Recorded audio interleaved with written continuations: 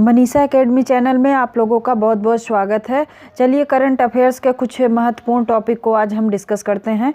यहाँ पे देखते हैं भारत का पहला चीता अभयारण्य है, इसके बारे में देख लेंगे। मध्य प्रदेश के कुनो पालपुर राष्ट्रीय उद्यान देश का पहला चीता अभयारण्य बन गया है, चीता का अभयारण्य बन गया है।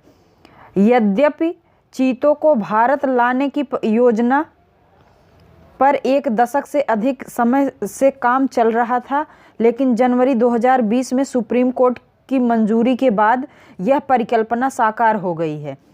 चीता इसका वैज्ञानिक नाम है एसिनोनिक्स जुबेटस। बड़ी बिल्ली प्रजातियों की सबसे पुरानी प्रजातियों में से यह एक है। इसके पूर्वजों के चिन्ह 5 मिलियन से अधिक वर्षों पूर्व मियोसीन युग में भी खोजे जा सकते हैं। चीता दुनिया का सबसे तेज दौड़ने वाला स्तनपायी है। यह IUCN की रेड लिस्टेड प्रजातियों में असुरक्षित के रूप में सूचीबद्ध है।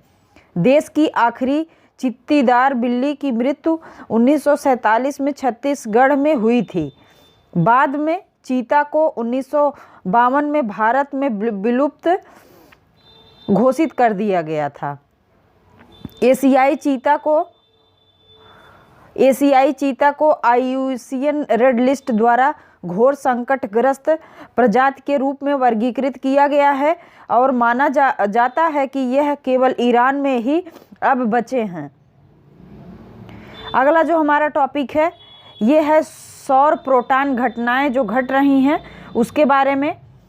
सोलर पार्टिकल इवेंट्स अथवा सौर प्रोटॉन घटनाएं जिसको कहते हैं प्रॉम्प्ट प्रोटॉन इवेंट भी कहा जाता है। इसको सूर्य द्वारा उत्सर्जित कणों, ज़्यादातर प्रोटॉन के सौर लपटों के दौरान सौर वातावरण में या कोरोनल मास इंजेक्शन शॉक द्वारा इंटरप्लेनेटरी स्पेस में तेजी से गति करने पर होती है।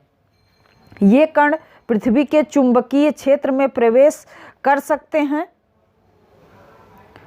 और आयन मंडल के आंशिक आयनीकरण का कारण बन सकते हैं।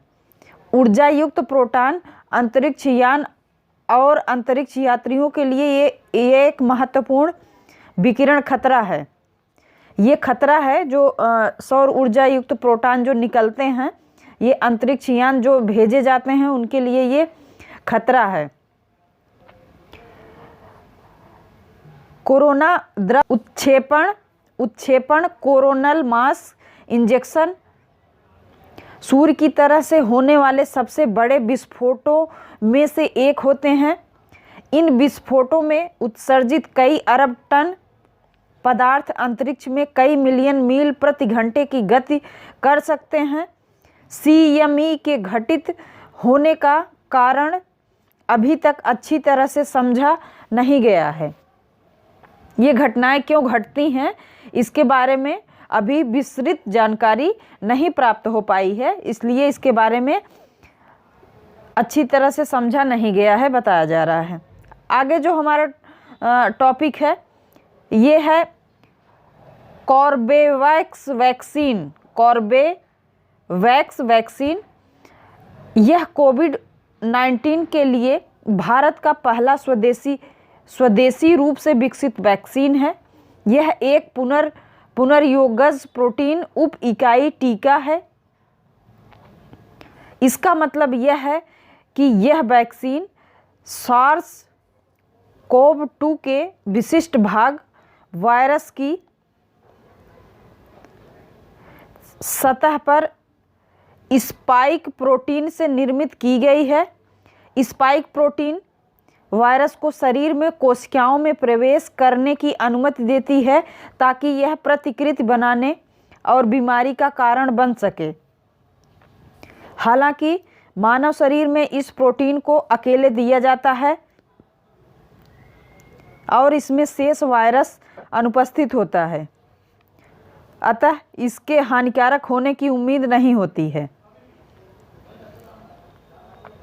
शरीर में प्रविष्ट कराई गई स्पाइक प्रोटीन के खिलाफ शरीर में एक प्रतिरक्षा प्रतिक्रिया विकसित होने की संभावना होती है। तो ये रहा कुछ महत्वपूर्ण टॉपिक करंट अफेयर्स के। हमें उम्मीद है आप लोग को ज़रूर पसंद आया होगा। यदि आया है तो वीडियो को लाइक, चैनल को सब्सक्राइब, कमेंट करना ना भूलें। बहुत बहुत धन्यवाद।